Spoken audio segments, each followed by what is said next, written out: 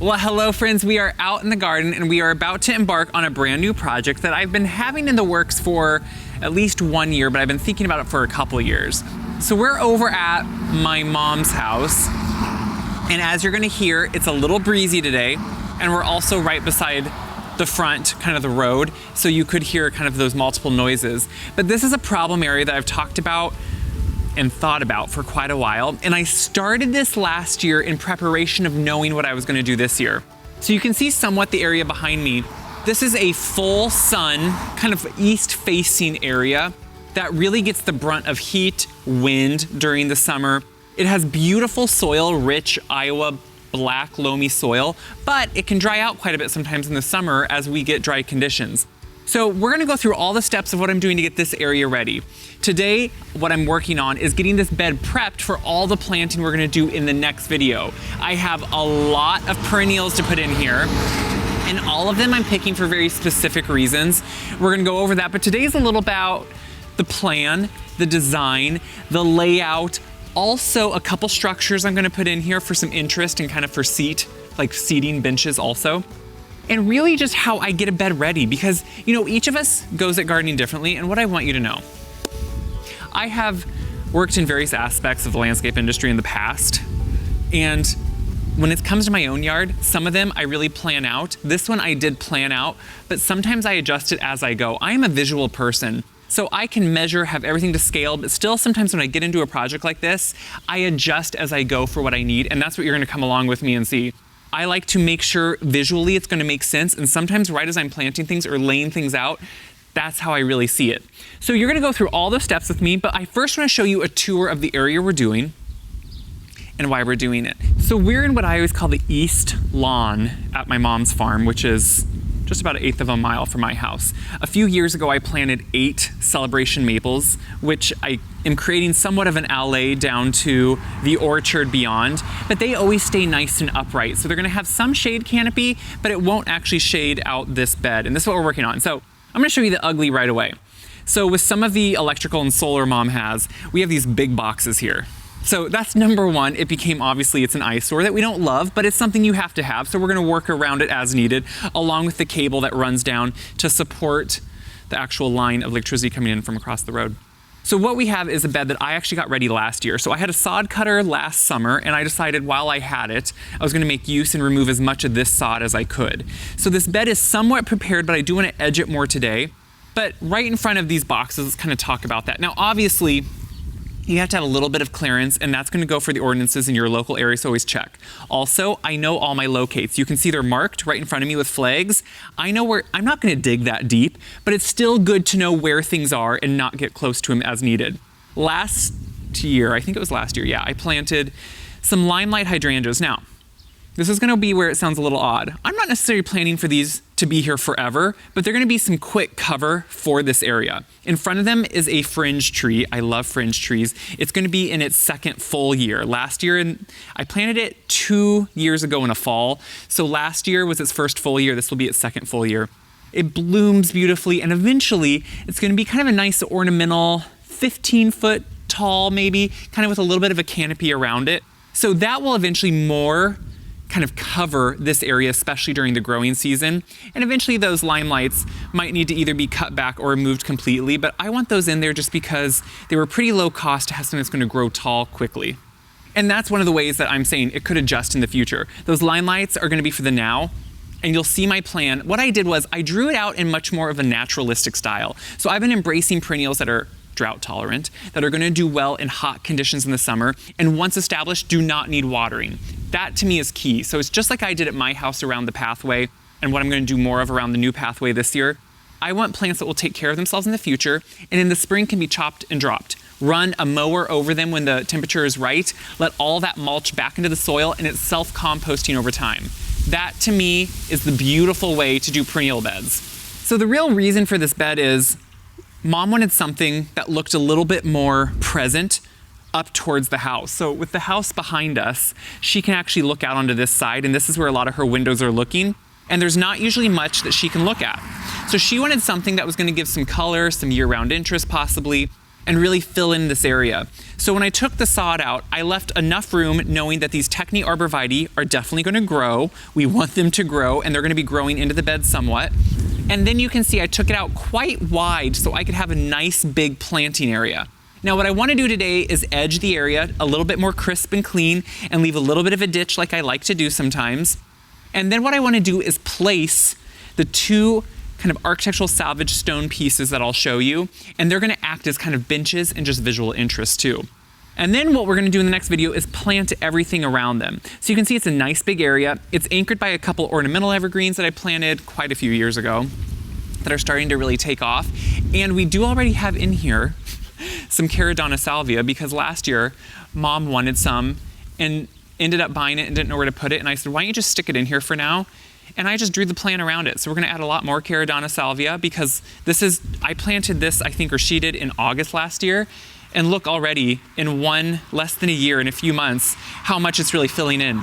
So that's gonna be kind of the quick concept for what's going on in this area. So let's just start by edging and then we'll kind of amend the soil and get it ready.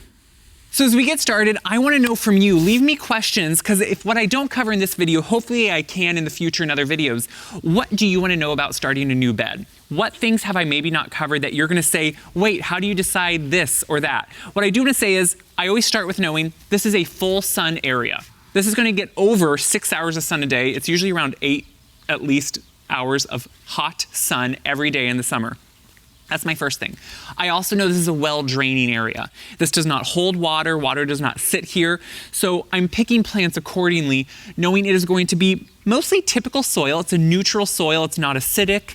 It doesn't have anything kind of other than this beautiful, black, rich, loamy soil, which if you don't know, I am very lucky to have beautiful soil, and it can hold on to moisture really well, but it drains really well too. So what I want to start by doing is I took the measurements off of just more how big I wanted this bed to be. I didn't pick the plants first, I picked the size of the bed first. But what I did take into account was knowing those evergreens are going to grow, like I said, and knowing how far in they were going to come and cover eventually. That's really important to know the overall size of anything you're planting, because if you just stick a plant in, it might be too close to something else once it gets to maturity. So what I'm going to start by doing is taking my half moon edger. You know I like these. This is elbow grease work. This is just hard work, but it really can make it have a nice clean edge, as you know I like. And what that's going to allow me to do is keep a ditch that will harden off and not let the grass grow in right away. Usually this is something I only have to keep up and maintenance every couple years, maybe every 3 years even, depending. So I'm going to start doing it just so you can see the overall shape I'm going to achieve. And then we'll talk about why I'm doing that.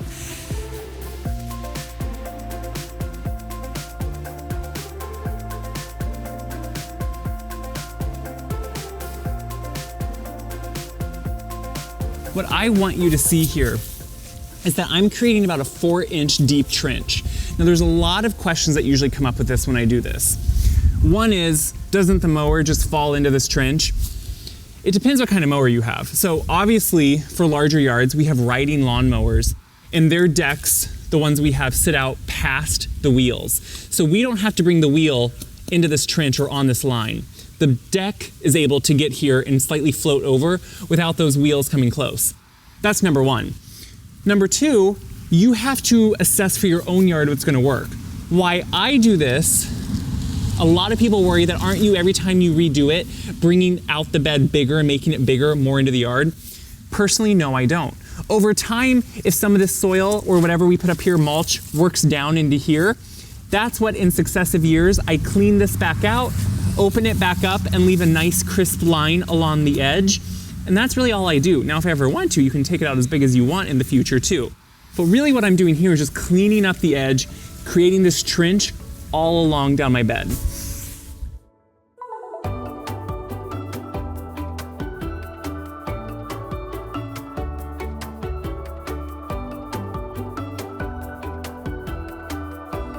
So I've been working my way back up the line, and what you can see is I take out big chunks of sod, but that doesn't mean I'm just throwing them out.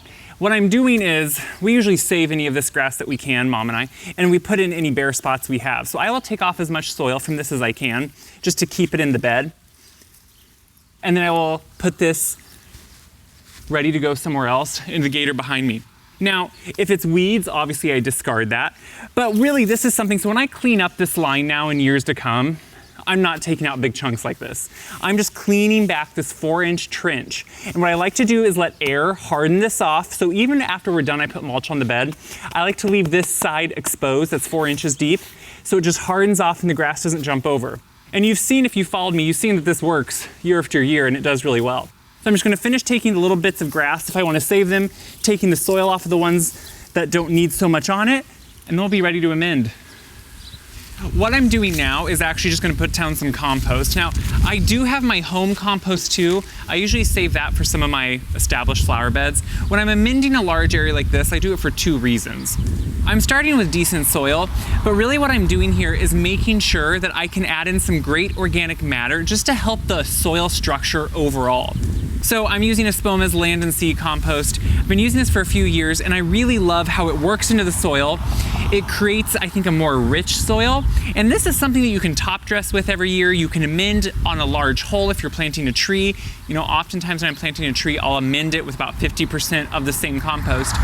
In this case, I'm just gonna put a thin layer, maybe about 1 inch or 2 over the top of this area, and then work it in with a rototiller, just into the first few inches, maybe 4 to 6 inches of that actual soil layer here. And again, then as I'm planting, that compost is gonna somewhat go into the holes, but also just work down in to all of this bed to make a richer, nicer soil. And that's really what compost does. If you have a bad draining area, add compost. If you have an area that you feel like the soil just doesn't have any nutrition, add compost. You're adding great organic matter. You can never really, over the years, you can add every year, and that's the wonderful part of compost. You can always amend with it, always top dress with it, and it's always gonna help. So I'm gonna put this on, then I'm gonna till it in.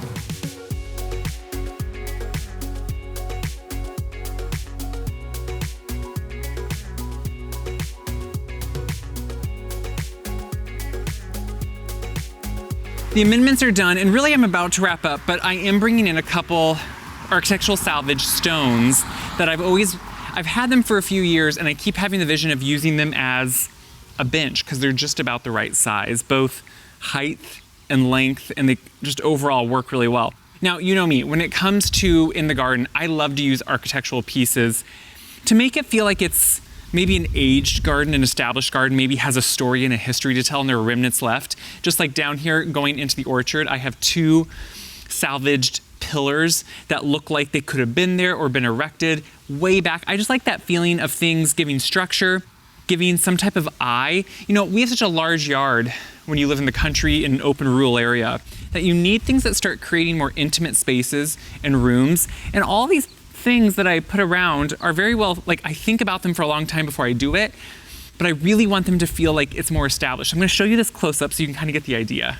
I am putting a bed of mulch down, which you can see. And now, honestly, if you wanted something to help this not ever sink or move, you would put in, quite a bit of gravel underneath it, both to help level it, but also give it a bed that it wouldn't move as much in. I don't want this to be that permanent, so I'm putting mulch under because this whole bed is gonna get mulched when it's done. But what I wanna show you is this red sandstone piece. Now, I brought it over with a skid loader because it's quite heavy, obviously, and I cannot lift it by myself. But this is a piece that would have been on a big, grand, old building at one time, and when it was torn down, it was salvaged. I happened to find it locally, and I was really excited, so I have 2 of these that are matching. And what you can see is it's, from the front, very decorative. I mean, look at all that carved sandstone. You can't replicate this type of stuff. Now, the back of it isn't that exciting. It's okay, but the front is obviously, and I love the patina that's on it. I love how there's lichen on it, kind of some moss and algae. I love all of that, and I want it just to live on it. But now, if I wanted to, I could get a capstone to put on top of it, so it created more of a formal bench. I don't think I'm gonna do that because it's flat by itself. I think it's pretty perfect. So at the moment, I'm gonna use it as is, but I am gonna set it in place by sliding it off of the forks on the skid loader. Now, I'm gonna lift them slightly, bring them in, and then I have a second one that I'll put, kind of mimicking it down the way a little bit. But this is to me the beginning of the structure. Now, the reason I'm putting them in now is when I go to plant this on the next video, I want everything in place so I can plant around it and know exactly where it's going to be. So I'm setting them in now so this whole bed is ready.